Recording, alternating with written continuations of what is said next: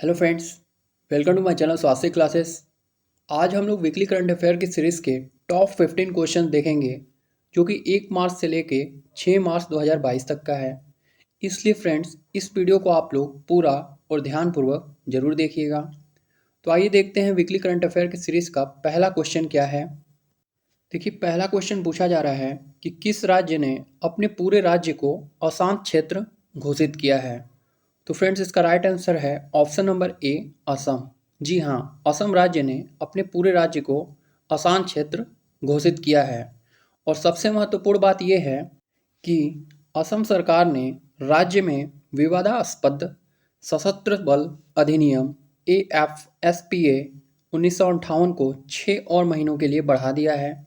अधिसूचना 28 फरवरी से लागू हुई। प्रारंभ में यह अविभाजित असम में नागाओं द्वारा आंदोलन के दौरान 1955 का असम अशांत क्षेत्र अधिनियम था। तो आइए फ्रेंड्स, देखते हैं अब अगला क्वेश्चन। देखिए, अगला प्रश्न पूछा जा रहा है कि शून्य भेदभाव दिवस कब मनाया जाता है।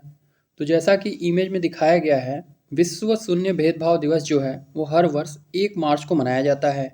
इट मीन्स इसका राइट आंसर होगा ऑप्शन नंबर डी, 1 मार्च। और सबसे इम्पॉर्टेंट बात यह है फ्रेंड्स कि इस दिन को मनाने का मुख्य उद्देश्य सभी लोगों को कानून और नीतियों में बिना किसी भेदभाव के समान का समावेश और सुरक्षा का अधिकार सुनिश्चित कराना है। इस वजह से शून्य भेदभाव दिवस जो है वो हर साल 1 मार्च को मनाया जाता है। तो आइए फ्रेंड्स, देखते हैं अगला प्रश्न। अगला प्रश्न है कि बैंक ऑफ महाराष्ट्र ने किस राज्य में प्रोजेक्ट बैंक सखी लॉन्च किया है। तो फ्रेंड्स, इसका राइट आंसर है ऑप्शन नंबर बी, उड़ीसा। जी हाँ, बैंक ऑफ महाराष्ट्र ने उड़ीसा राज्य में प्रोजेक्ट बैंक सखी लॉन्च किया है। और सबसे महत्वपूर्ण बात यह है कि प्रोजेक्ट बैंक सखी के तहत बैंक खाता खोलने के लिए ओडिशा के लोगों को घर घर परेशानी मुक्त पहुंच प्रदान करेगा। तो फ्रेंड्स, ये तो था बैंक ऑफ महाराष्ट्र का प्रोजेक्ट बैंक सखी। प्रोजेक्ट बैंक सखी क्या था? तो यही था कि प्रोजेक्ट बैंक सखी के तहत बैंक खाता खोलने के लिए ओडिशा के लोगों को घर घर परेशानी मुक्त पहुंच प्रदान करेगा। तो आइए देखते हैं अब अगला प्रश्न। अगला प्रश्न है कि गूगल ने किस देश में लॉन्च की है प्ले पास सब्सक्रिप्शन। तो फ्रेंड्स, इसका राइट आंसर है भारत।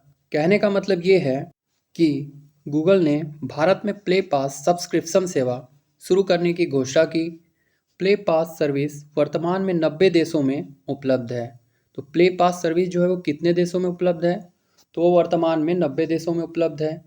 और सबसे महत्वपूर्ण बात यह है कि प्ले पास उपयोगकर्ताओं को जंगल एडवेंचर, वर्ल्ड क्रिकेट बैटल जैसे अन्य ऐप्स तक पहुंच प्रदान करेगा।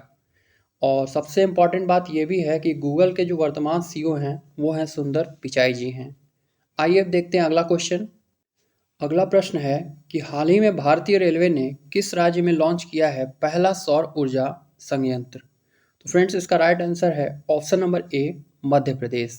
कहने का मतलब ये है कि मध्य प्रदेश राज्य के बीना में भारत हेवी इलेक्ट्रिकल्स लिमिटेड द्वारा भारतीय रेलवे के लिए 1.7 मेगावाट का सौर ऊर्जा संयंत्र स्थापित किया गया है। और सबसे महत्वपूर्ण बात यह है कि इस प्लांट के माध्यम से भारतीय रेलवे के ट्रैक्शन सिस्टम को बिजली सीधे सप्लाई की जा सकेगी। यह सौर संयंत्र 10 एकड़ से अधिक के क्षेत्र में फैला हुआ है। तो आइए फ्रेंड्स, देखते हैं हम नेक्स्ट क्वेश्चन। देखिए, अगला प्रश्न जो है वो मोस्ट इम्पॉर्टेंट क्वेश्चन है। क्वेश्चन ये है कि हाल ही में भारत सरकार ने किस दिन को पोलियो राष्ट्रीय टीकाकरण दिवस मनाने की घोषणा की है। तो फ्रेंड्स, इसका राइट आंसर है ऑप्शन नंबर बी, 27 फरवरी। कहने का मतलब ये है कि भारत सरकार ने 27 फरवरी को पोलियो राष्ट्रीय टीकाकरण दिवस मनाने की घोषणा की है। भारत में 5 साल से कम उम्र के हर बच्चे को मौखिक पोलियो वैक्सीन की 2 बूंदें उपलब्ध कराने के उद्देश्य से हर साल से यह दिवस मनाया जाता है। कौन सा दिवस मनाया जाता है? 27 फरवरी को पोलियो राष्ट्रीय टीकाकरण दिवस। तो आइए फ्रेंड्स, देखते हैं अब अगला क्वेश्चन। देखिए, अगला प्रश्न है कि किस राज्य ने शुरू की है सड़क पर रहने वाले जानवरों के लिए भारत की पहली एम्बुलेंस। तो देखिए, अभी हाल ही में तमिलनाडु राज्य ने शुरू की है सड़क पर रहने वाले जानवरों के लिए भारत की पहली एम्बुलेंस। कहने का मतलब ये है कि तमिलनाडु राज्य ने सड़क पर रहने वाले जानवरों के लिए भारत की पहली एम्बुलेंस सेवा शुरू की है। और सबसे इम्पॉर्टेंट बात यह है कि यह ambulance blue cross of India द्वारा अंतर्राष्ट्रीय पशु कल्याण संगठन फोर पाव के सहयोग से शुरू की गई है, जिसका शुभारंभ न्यायमूर्ति डॉक्टर अनीता सुमंत ने किया है। तो फ्रेंड्स, इस क्वेश्चन का राइट आंसर जो था वो था ऑप्शन नंबर डी, तमिलनाडु। आइए अब देखते हैं अगला क्वेश्चन। अगला प्रश्न जो है वो भी मोस्ट इम्पॉर्टेंट क्वेश्चन है कि हाल ही में किस लेखक ने लॉन्च की है अपनी पुस्तक द ग्रेट टेक गेम। तो ऑप्शन नंबर ए में है भजन सिंह, बी है अनिरुद्ध सूरी, सी है युवराज सिंह और डी है निर्मला सीतारमण। तो फ्रेंड्स, इसका राइट आंसर है option number B, Aniruddh Suri. कहने का मतलब ये है कि भारतीय लेखक अनिरुद्ध सूरी ने अपनी नई पुस्तक the great tech game shaping geopolitics and the destinies of nations launch की है।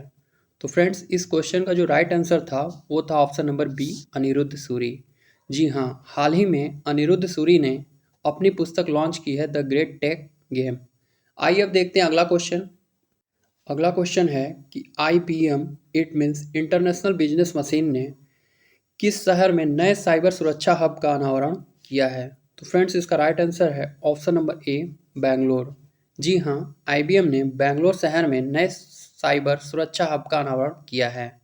और सबसे इम्पॉर्टेंट बात यह है कि international business machine corporation Asia प्रशांत क्षेत्र में अपने ग्राहकों की चिंताओं को दूर करने के लिए बेंगलुरु में एक साइबर सुरक्षा केंद्र का अनावरण किया गया है। तो आइए अब देखते हैं अगला क्वेश्चन।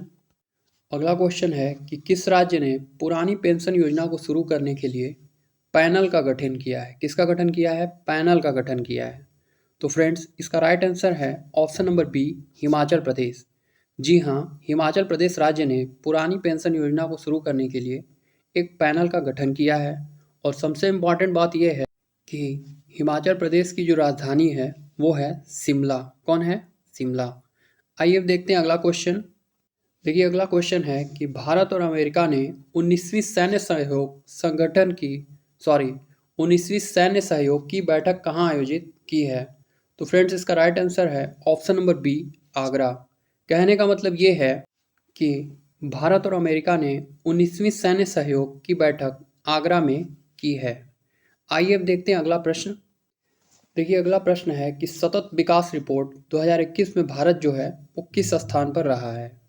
तो फ्रेंड्स, इसका राइट आंसर है ऑप्शन नंबर बी, 120वें स्थान पर रहा है। कहने का मतलब ये है कि सतत विकास रिपोर्ट 2021 में भारत जो है वो 120वें स्थान पर रहा है। आइए अब देखते हैं अगला क्वेश्चन। अगला प्रश्न है कि किस कंपनी ने अनुभव पहियों का मोबाइल शोरूम लॉन्च किया है। क्या लॉन्च किया है? पूछा जा रहा है कि किस कंपनी ने अनुभव पहियों का मोबाइल शोरूम लॉन्च किया है।